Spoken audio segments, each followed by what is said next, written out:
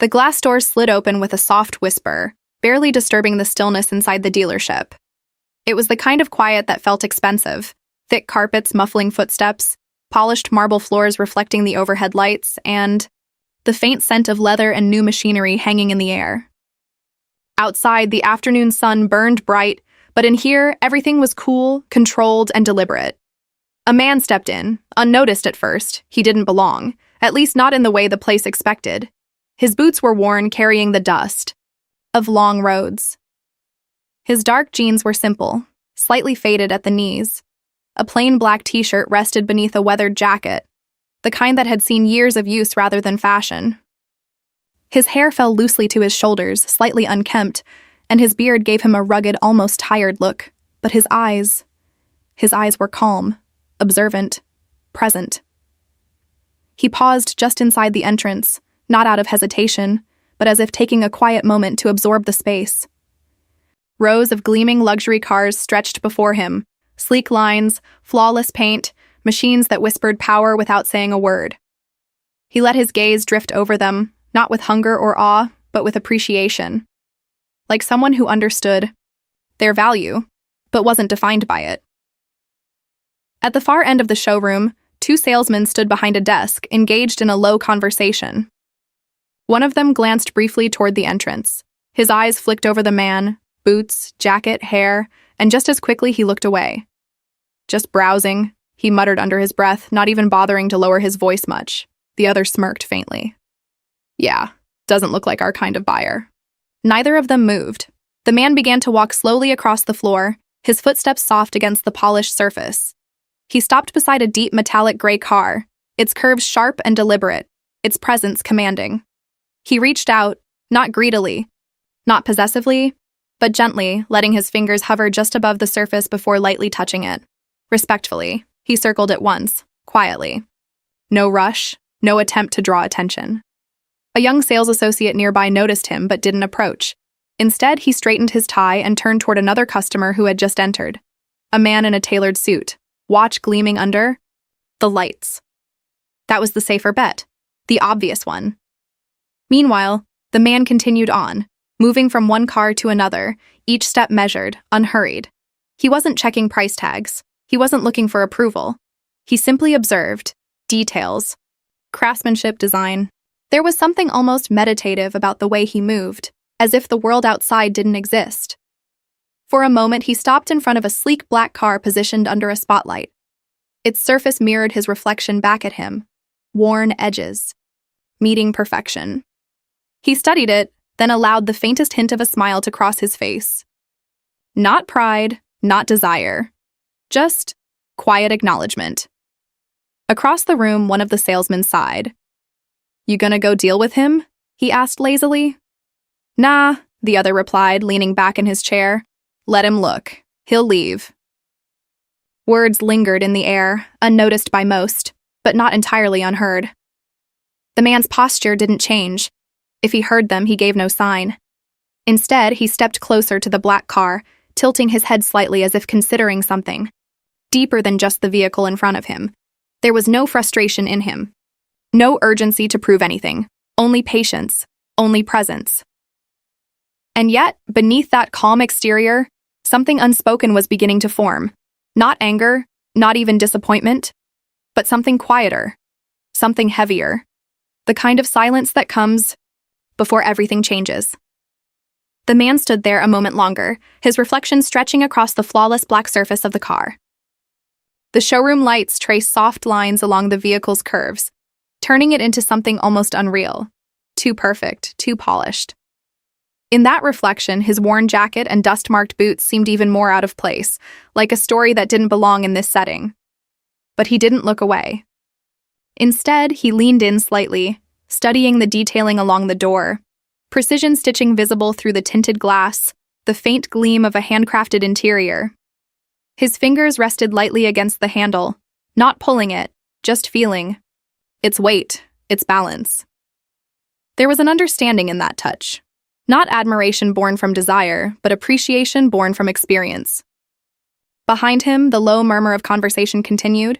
A pair of salesmen now stood closer than before, their voices hushed but not careful enough. One folded his arms, watching with mild amusement. "Look at him," he said under his breath. "Guy's acting like he's about to buy the whole showroom." The other chuckled quietly.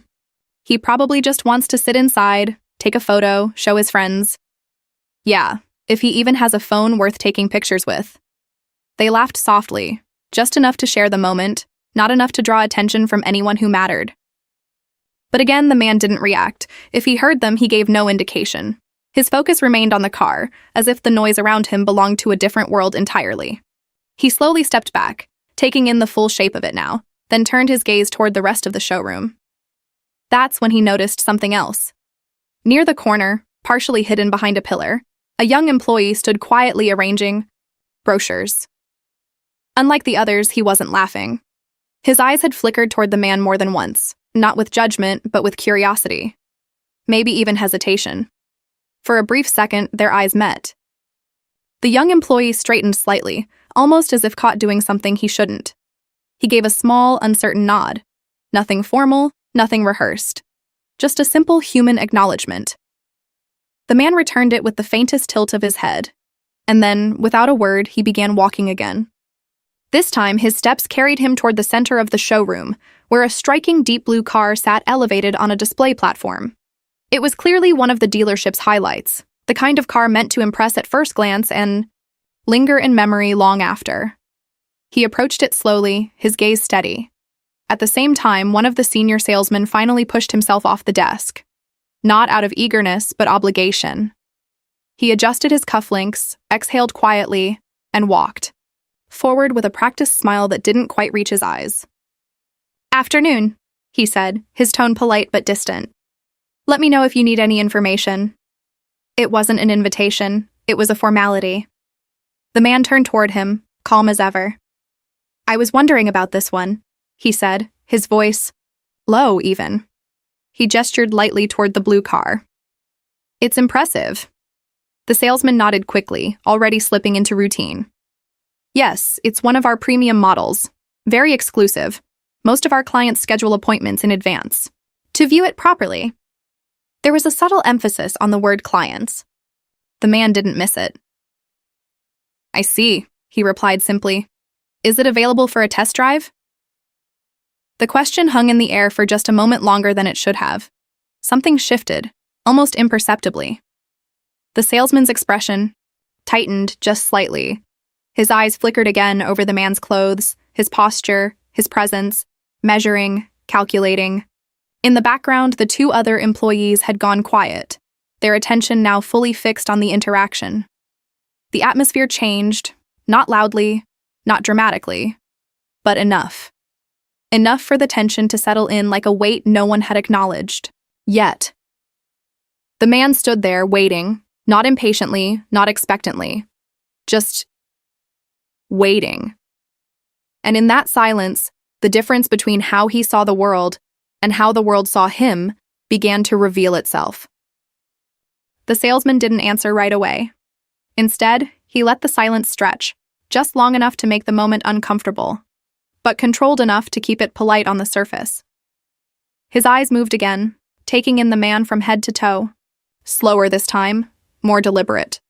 The worn boots, the faded denim, the jacket that didn't carry a recognizable label. When he finally spoke, his tone had shifted, still professional, but now edged with something firmer, dismissive, carefully disguised. "Well," he said, clasping his hands lightly in front of him, "test drives for this model are typically reserved for serious buyers." The words were smooth, practiced, but they landed harder than they sounded. The man didn't respond immediately. His gaze drifted back to the car for a brief moment, as if considering the statement, not taking offense, not reacting emotionally, just processing it. "I understand," he said calmly. "And how do you determine that?" It was a simple question, direct but not confrontational. The salesman hesitated, just for a fraction of a second. Not because he didn't have an answer, but because he wasn't used to being asked that question. "We usually work with clients who have scheduled appointments," he replied, his voice tightening slightly. "Or those who have an established purchase history with us." A beat passed. "And without that?"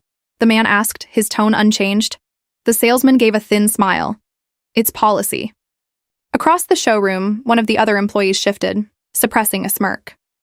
Another leaned casually against a desk, arms crossed, watching like it was quiet entertainment. The man nodded once, slowly. Policy, he repeated.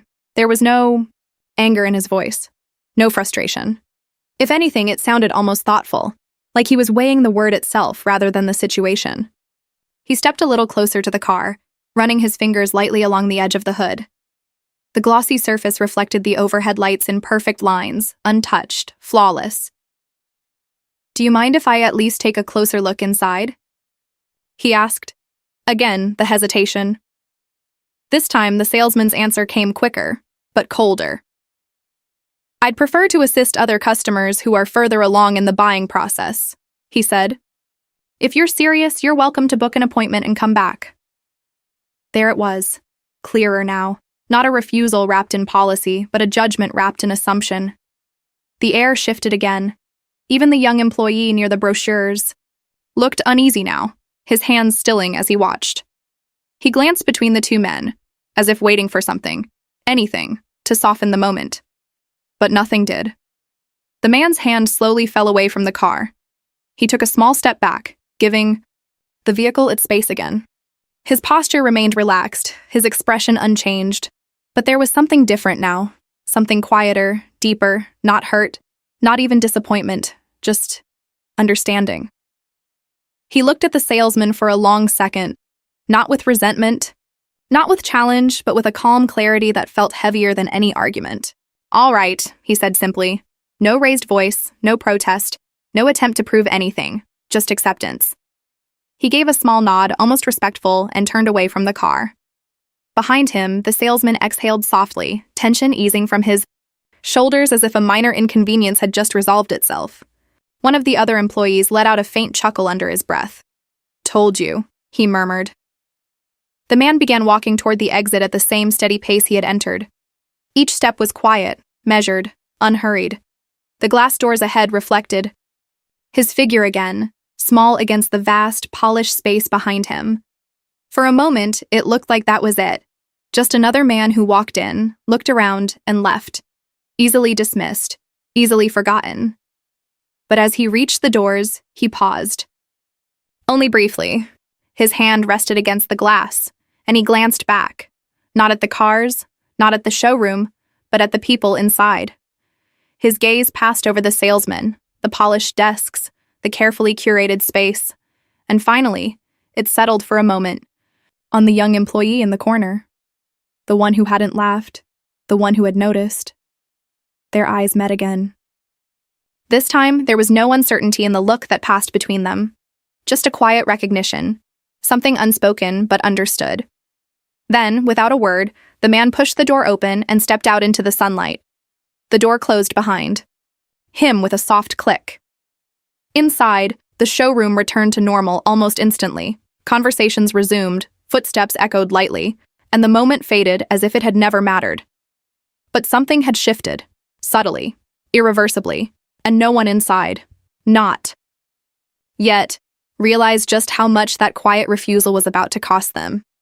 For a few seconds after the door closed, no one moved. Then the spell broke. Well, one of the salesmen muttered, straightening his jacket. That was a waste of time. A quiet ripple of amusement passed between them. The tension that had briefly settled in the room dissolved into casual indifference, like dust brushed off a polished surface. The senior salesman, still standing near the blue car, exhaled through his nose and adjusted his cuffs again, reclaiming his sense of control. Can't entertain everyone who walks in off the street, he added, his voice low but firm, as if justifying something to himself as much as to the others. The man who had first noticed the visitor smirked. You handled it right. If we gave test drives to people like that, we'd never get anything done. Exactly. They nodded in agreement, the moment already shrinking in their minds, becoming smaller, less important, something to forget. Across the showroom, the young employee near the brochures didn't share in their ease. He stood still, fingers lightly gripping the edge of the display rack, his eyes lingering on the glass doors long after the man had gone. Something about the way he left didn't feel ordinary. It wasn't anger. It wasn't embarrassment. It wasn't even defeat. It was deliberate. "Hey," one of the salesmen called out, snapping him back. "You gonna stand there all day or actually do something?" He blinked quickly. "Yes, sir." His voice was quiet but steady. He lowered his gaze and returned to arranging the brochures, though his movements lacked their earlier rhythm. At the front desk, the senior salesman leaned back into his chair, satisfied. "You'll learn," he said to the others, almost like a mentor passing down wisdom. "This business isn't about being nice, it's about knowing who's serious and who's not." Another nodded. "First impressions." "Exactly," the senior replied. "They tell you everything." The words settled into the room like a rule no one questioned. Outside, the world felt different. The sunlight was warmer, the air alive with distant traffic and movement. The man stepped onto the pavement without hesitation, as if crossing from one world into another. Behind him, the dealership stood tall and gleaming, its glass exterior reflecting a version of reality that felt carefully controlled, perfect from the outside, selective on the inside. He didn't look back this time. Instead, he walked a few steps forward and stopped near the edge of the lot. A sleek black vehicle sat parked under the shade of a nearby tree. Not part of the dealership inventory, but something separate. Something that didn't need to be displayed to prove its worth. He stood there for a moment, quiet, his gaze unfocused, not lost, but thinking. Then slowly, he reached into his pocket and pulled out his phone. There was no rush in the movement, no frustration in the way he held it. He scrolled briefly, his thumb moving with calm precision, before stopping on a contact. For a second, he simply looked at the screen, as if considering not whether to act, but how. Behind the glass walls, life continued as usual. A well-dressed customer entered, greeted immediately with smiles and firm handshakes. Another salesman offered coffee. Laughter followed. The rhythm of business resumed, seamless and practiced. Inside, the earlier moment was already gone. Outside, it had only just begun. The man lifted the phone to his ear. The call connected almost instantly. "Hey," he said, his voice calm, almost casual.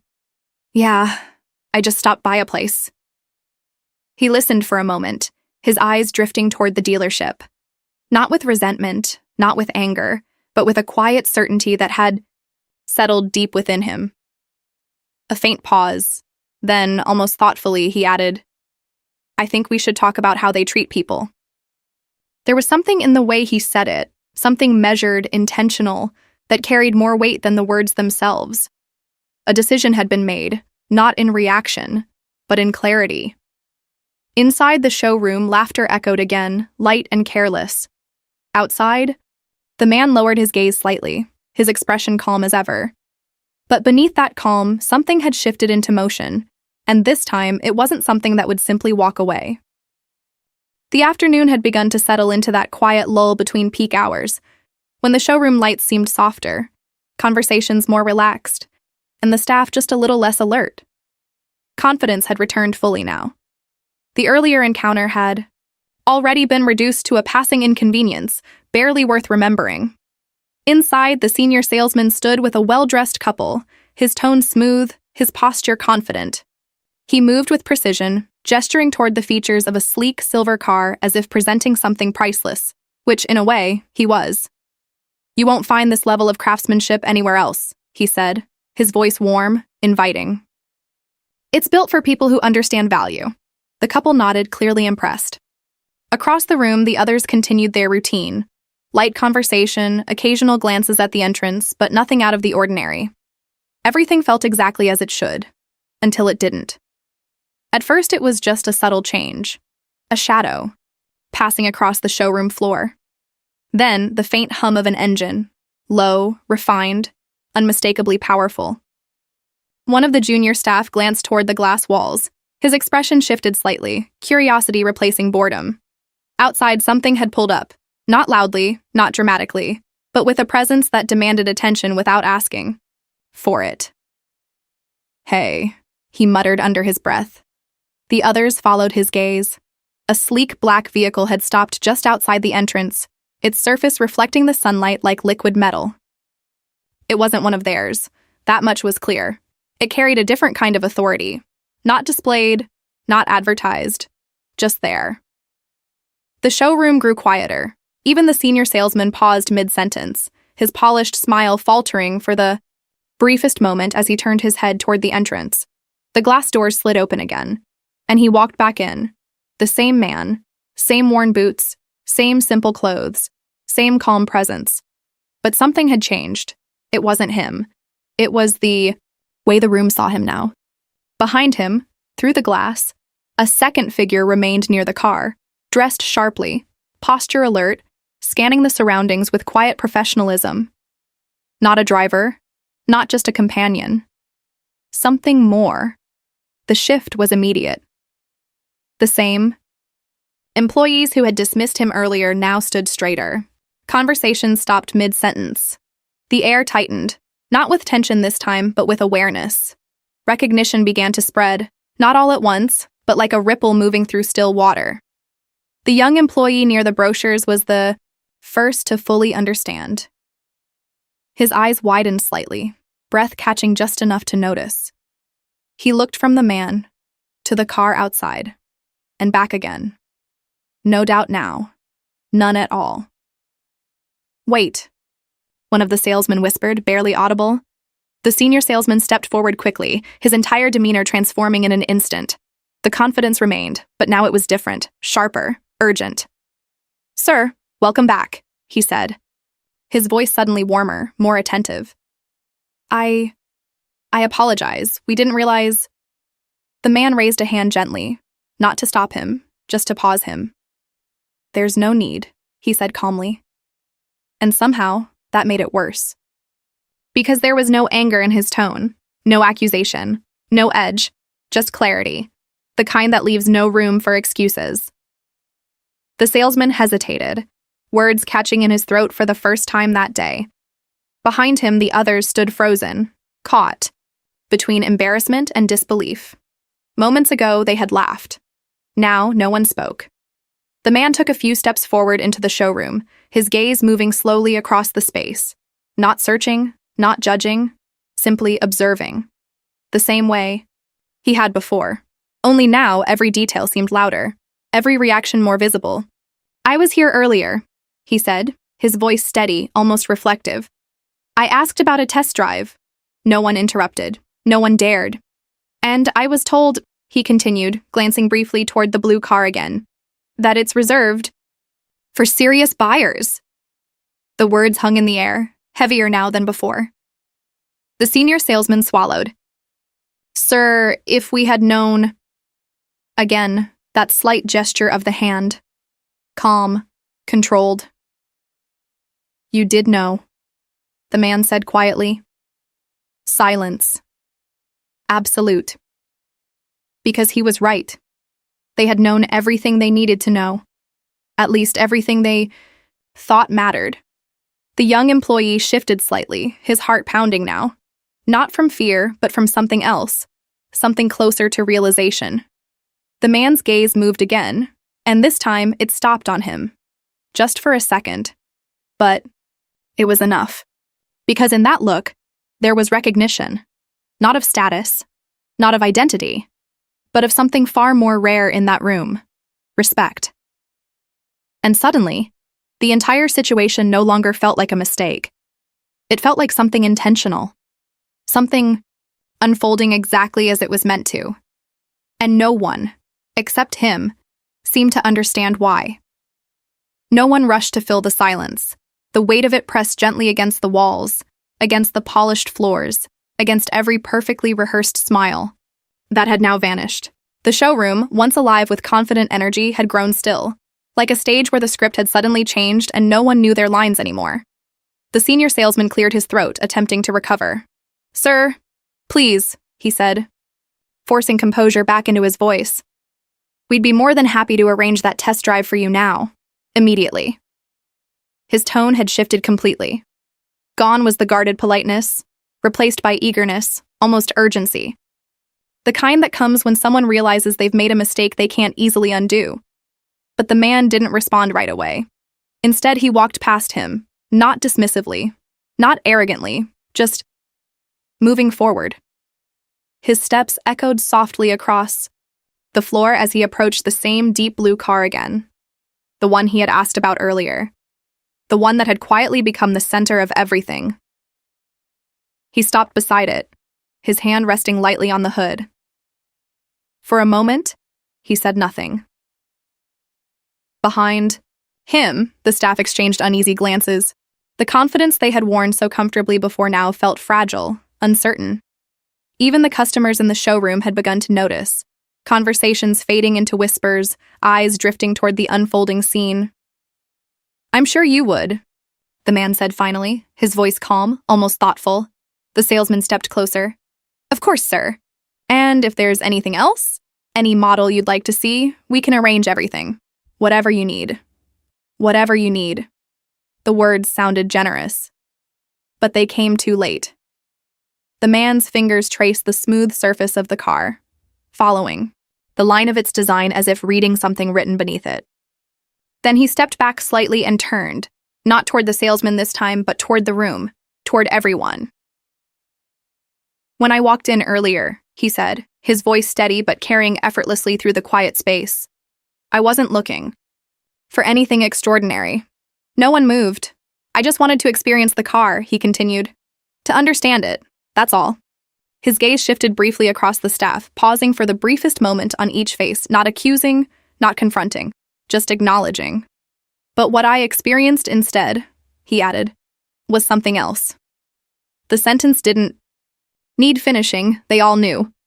The senior salesman tried again, his voice softer now. "Sir, we truly apologize. It was a misunderstanding." The man looked at him, and for the first time there was something different in his expression. Not anger, not disappointment, but something more precise. Clarity. "It wasn't," he said quietly. The words landed without force, but they didn't need it, because they were true. Across the room, the young employee felt it more than anyone. His chest tightened slightly, not from fear, but from the realization unfolding in front of him. This wasn't about a car anymore.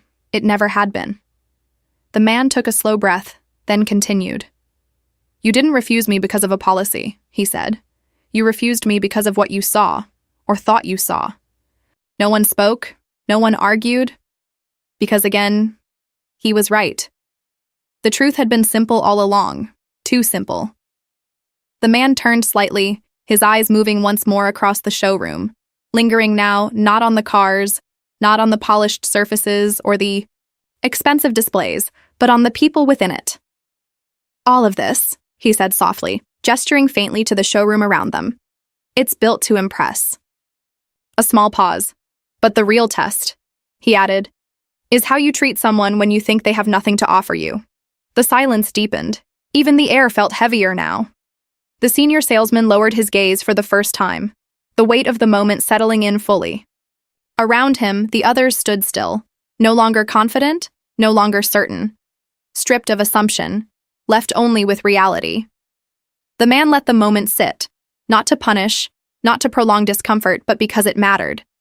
Because this was the part people usually rushed past. Then, gently, he shifted his attention again, back to the young employee, the one who hadn't laughed, the one who had simply acknowledged him. "You," he said quietly. The young man froze, caught off guard. "Sir?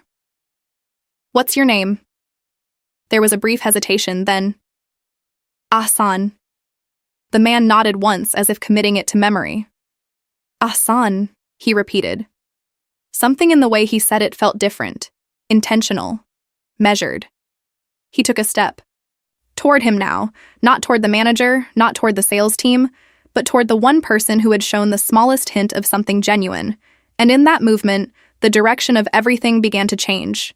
Not loudly, not dramatically, but unmistakably, because whatever was about to happen next, it wasn't going to follow the rules they thought they understood. Ahsan felt every eye in the showroom turn toward him. For a second, he didn't move. His hands hovered awkwardly near the stack of brochures, as if he'd forgotten what to do with them. His heartbeat was loud in his ears, and the silence around him only made it worse. "Come here," the man said gently. Not a command, an invitation. Hassan swallowed and stepped forward, each movement careful, uncertain. He wasn't used to being the center of attention, especially not like this. As he approached, he glanced briefly at the senior salesman, whose expression had hardened into something unreadable. Hassan stopped a few feet away. "Yes, sir?" The man studied him for a moment, not in judgment, but with a quiet attentiveness that felt almost disarming. "You work here," he said. It wasn't a question. Hassan nodded quickly. "Yes, sir, I just assist mostly. I'm still learning." The man gave a faint smile. "That's a good place to be." Behind them, no one dared interrupt. The tension had shifted again, not sharp this time, but focused. Like everything was narrowing down to this one moment. The man turned slightly, gesturing toward the deep blue car. "Earlier," he said, "you were the only one who acknowledged me." Hassan blinked, caught off guard. I just nodded. "Sir." "Exactly," the man replied. "You didn't ignore me. You didn't judge me. You didn't decide who I was before speaking to me." Hassan didn't know what to say, because to him it hadn't meant anything, but clearly, it had. The man reached into his jacket pocket and pulled out a set of keys. Sleek, minimal, unmistakably belonging to something valuable. He looked at them for a brief second, then extended his hand toward Hassan. "I'd like you to arrange the test drive," he said. Hassan froze. "Sir?" "Me?" His voice nearly failed him. "Yes," the man said calmly. "You." A ripple moved through the room. The senior salesman stepped forward instinctively. "Sir, I can personally—" The man didn't even look at him. "I asked him." He said. That was enough. The senior salesman stopped. Hassan hesitated for only a moment longer before carefully reaching out and taking the keys. His hands trembled slightly, not from fear but from the weight of what was happening. "Which car would you like, sir?" he asked quietly. The man's gaze shifted back to the blue one. "That one." Hassan nodded, turning quickly, almost afraid to waste a second. He moved toward the car with newfound urgency, signaling to one of the staff to prepare it. But this time, no one questioned him. No one hesitated, because the balance of the room had already changed. Behind him, the man stood, still watching, not the car, not the process, but the people. Watching how quickly behavior changed when perception changed, watching how respect suddenly appeared where it had been absent minutes ago. When Hassan returned, the car was ready. He stood by the driver's side, holding the door open, not with forced professionalism, but with genuine care. His earlier hesitation had transformed into focus. "Whenever you're ready, sir." The man stepped forward, but instead of taking the keys back, he paused. Then, unexpectedly, he turned to Hassan. "Have you ever driven one of these?" Hassan shook his head quickly. "No, sir." "Would you like to?" The question landed like a shockwave. Hassan's eyes widened. "Sir?" I can't." "You can," the man said simply. There was no pressure in his voice, only certainty. Hassan looked around instinctively, unsure, almost seeking permission, but none came. The senior staff stood silent, unable to object, unable to intervene. The man gave a small nod. "Go ahead." And just like that, everything changed. Hassan slowly moved into the driver's seat, his movements careful, almost reverent. He placed his hands on the steering wheel, feeling it for the first time, not as something distant, but as something real. The man walked around to the passenger side and got in beside him. The door closed with a soft, solid sound. Inside the car, the world felt different, quieter, more focused. Hassan exhaled slowly, still trying to steady himself. "Take your time," the man said. Outside, the showroom staff watched in stunned silence as the engine came to life. Smooth, powerful, controlled. No one spoke, no one moved, because the moment they thought they understood had just slipped completely out of their control. And as the car began to roll forward, one truth became impossible to ignore.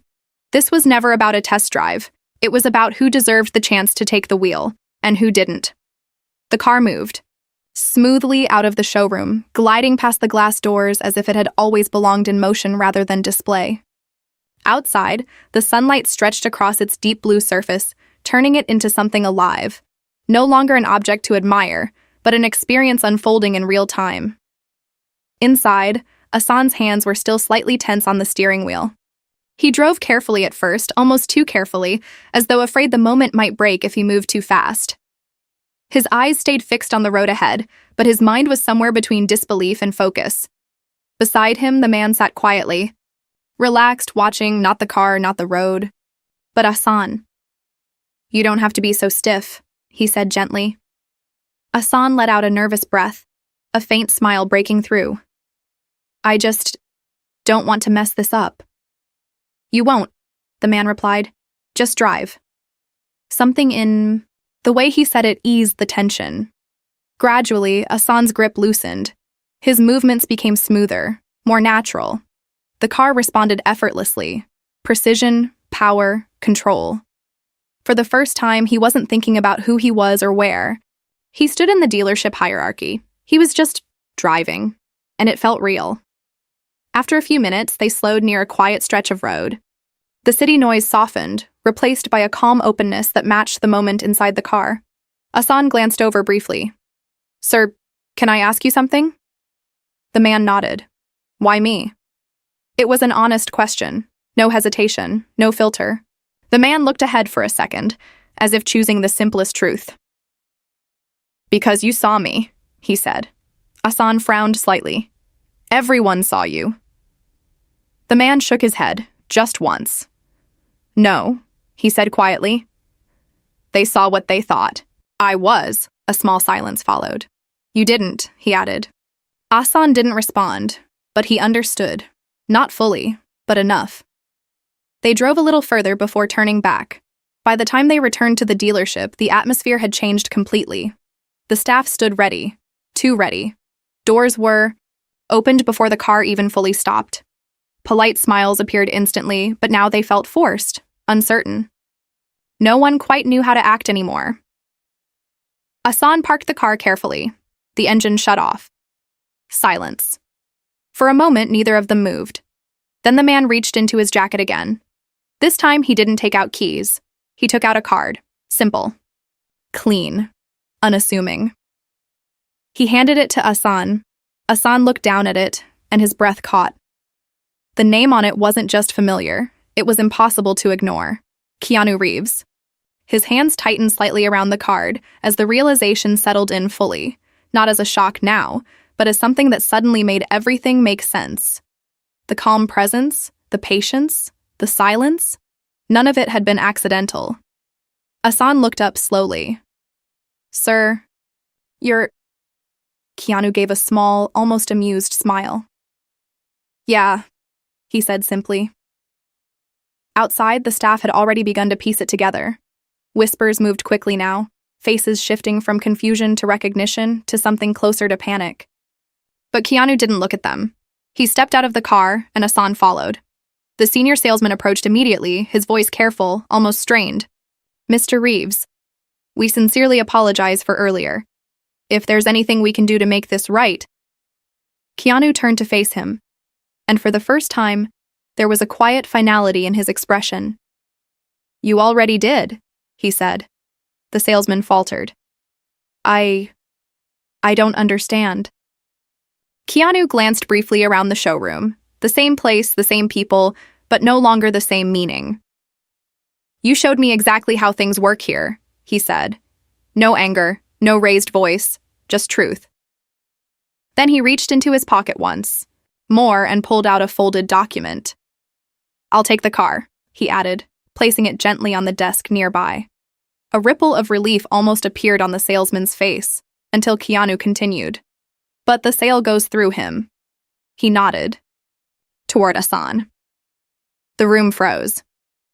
"Sir, that's highly irregular," the salesman began. Keanu looked at him, and that was enough to stop him. "I'm sure you'll figure it out," he said calmly. Silence. Because they would. They had no choice. Hassan stood there, completely overwhelmed now, not just by the moment, but by what it meant. This wasn't just a sale. This wasn't just a reward. It was something bigger. Recognition. Trust. A shift. Keanu turned back toward the exit, walking the same path he had taken before. But this time, no one ignored him. No one underestimated him. The doors opened again. Before stepping out, he paused, just briefly, and looked back once more. Not at the cars, not at the showroom, at the people. "You never know who someone is," he said quietly. "But you always show who you are." And with that, he stepped into the sunlight and was gone. Inside, no one spoke. Because the truth he left behind didn't need explanation. It had already changed everything.